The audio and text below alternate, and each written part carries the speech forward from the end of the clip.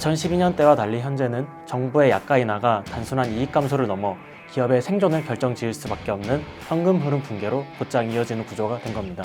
결국 제약사가 다음 R&D 단계로 나아갈 자금줄 자체가 막히는 것 같습니다. R&D 투자가 많은 회사일수록 약가 인하에 따른 현금 유입 감소가 더 민감하게 작동합니다. 네, 그렇습니다. 그간 국내 제약 산업은 오랜 기간 제네릭 수입으로 신약 R&D와 외부 투자를 이어왔습니다. 이번 약가 인하가 단순한 가격 조정을 넘어 산업의 현금줄 자체를 건드리는 정책이 될 수 있다는 우려가 나오는 이유입니다.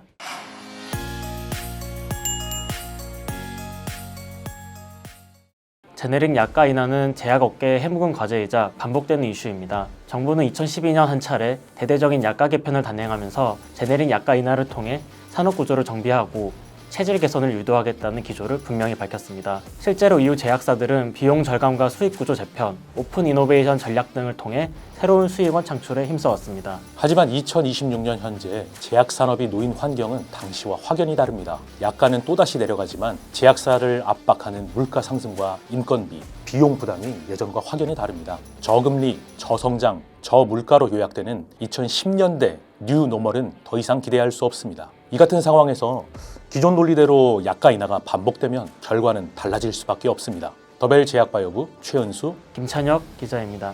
김 기자, 본격적인 내용에 들어가기에 앞서서 이번 정책이 워낙 복잡하다 보니 용어부터 한번 정리가 필요할 것 같습니다. 오늘 계속 언급될 약가 산정, 약가 가산, 이게 구체적으로 뭐가 다른 걸까요? 먼저 제네릭 약가 산정은 복제약인 제네릭이 처음 출시될 때 정부가 오리지널 약값의 몇 퍼센트를 인정해줄지 그 기본 가격을 정하는 기준입니다. 현재는 약 53%를 인정받고 있는데 이번 정부 개편안은 이 기준 자체를 40%대까지 대폭 낮추는 것이 핵심입니다. 그러면 일단 기본 점수부터 깎고 시작하는 것과 마찬가지네요. 네, 맞습니다. 대신 정부는 약가 가산이라는 예외를 뒀습니다. 정해진 기본가 위에 연구개발을 열심히 한 기업에는 가격을 보너스처럼 더 얹어주겠다는 것입니다. 내용을 자세히 들여다보면 보건복지부로부터 혁신형 제약기업으로 인정받은 기업 중 R&D 비율이 상위 30%인 곳은 약값을 최대 68%까지 인정해주기로 했습니다. 반면 하위 70%는 60%대에 머물게 됩니다.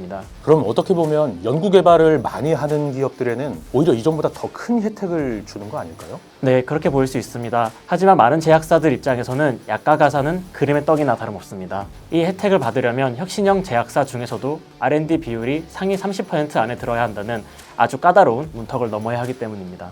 결국 소수의 대형 제약사들만 이 혜택을 누릴 수 있고 나머지 기업들은 기본 약가가 40%대로 떨어지는 직격탄을 맞게 됩니다. 사실 약가 인하라는 게 어제 오늘 일은 아니고 2012년에도 아주 크게 한번 있었던 걸로 기억합니다. 근데 이번에 왜 유독 업계가 생존 위기, 생존권을 거론하면서 더 강하게 반발하는 걸까요? 네, 그 이유는 이번 약가 인하가 단순히 가격표만 바뀌는 게 아니기 때문입니다. 물가 상승률이 1%였기 때문에 약값이 조금 깎여도 기업들이 내부적으로 어느 정도 충격을 흡수할 수 있었습니다. 그렇다면 그때는 버틸 맷집이라도 있었다는 얘기네요. 네, 맞습니다. 하지만 2020년 이후 지금은 상황이 급변했습니다. 원자재비, 물류비, 설비 유지비가 동시에 치솟았고 인건비 상승폭도 가팔라졌습니다. 특히 제약업은 연구개발과 품질관리 등 핵심 공정에 사람의 손이 많이 가는 인력 집약적 산업입니다. 때문에 인건비 상승에 따른 타격이 더 클 수밖에 없습니다. 이제는 정부의 약가 인하가 단순한 이익 감소를 넘어 기업의 생존을 결정짓는 현금 흐름 붕괴로 곧장 이어질 수밖에 없습니다.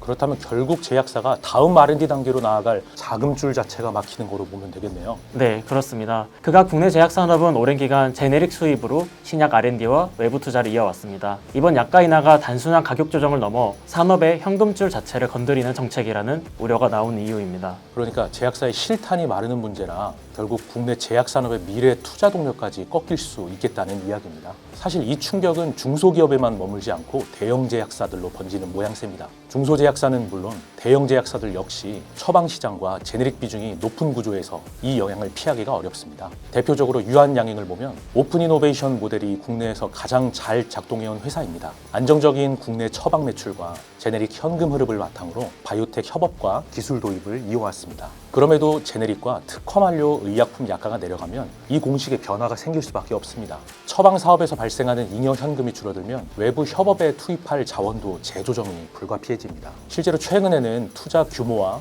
프로젝트 수에서 선택과 집중이 나타나는 흐름이 확인됩니다. 또 다른 대형 제약사 한미약품도 마찬가지입니다. 기술 수출 성과로 글로벌 이미지를 쌓았지만 매출과 현금 흐름의 상당 부분은 여전히 국내 처방 시장에 의존하고 있습니다. 내부 시나리오에 따르면 약가 인하가 현실화될 때 연간 수백억 원에서 최대 1,000억 원의 수익 감소 가능성까지 검토되고 있습니다. R&D 투자가 많은 회사일수록 약가 인하에 따른 현금 유입 감소는 더 민감하게 작동합니다. 투자 자체를 중단하지 않더라도 과제 착수 시점이나 속도는 조정될 수밖에 없습니다. 신약을 보유한 기업들도 안심할 순 없습니다. 약가 산정 기준, 대웅제약의 팩스쿨루나 엠블러 같은 국산 신약들도 약가 산정 과정에서 기존 치료제와의 비교를 통해 이미 가격 조정이 이루어졌습니다. 신약 성과가 곧바로 현금 흐름 방패가 되어주지 못하는 구조입니다. 지시 녹십자도 마찬가지입니다. 혈액제제 신약인 알리글로 상업화로 매출은 빠르게 늘었지만 매출 대비 R&D 비율은 오히려 낮아졌습니다. 이번 개편안이 매출 대비 R&D 비율을 기준으로 가산을 적용하는 구조인 만큼 신약 상업화 성과가 제도상 불리하게 작동할 가능성도 제기됩니다.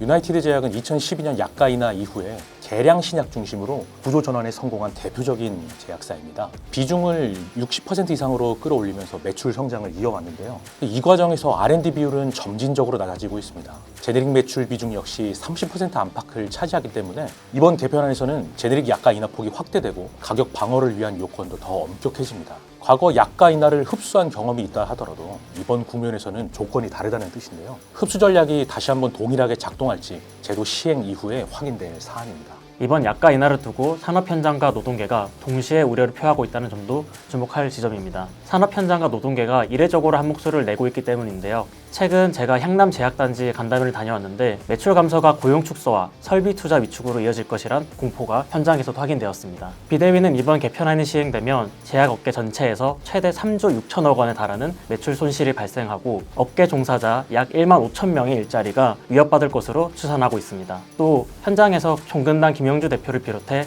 다수 경영진들도 인하 방향에는 동의하되 속도와 방식에 대한 재논의가 필요하다는 입장입니다. 이미 수익성이 낮아진 상황에서 추가 인하는 산업의 기초 체력을 더 약화시킬 수 있다는 문제의식입니다.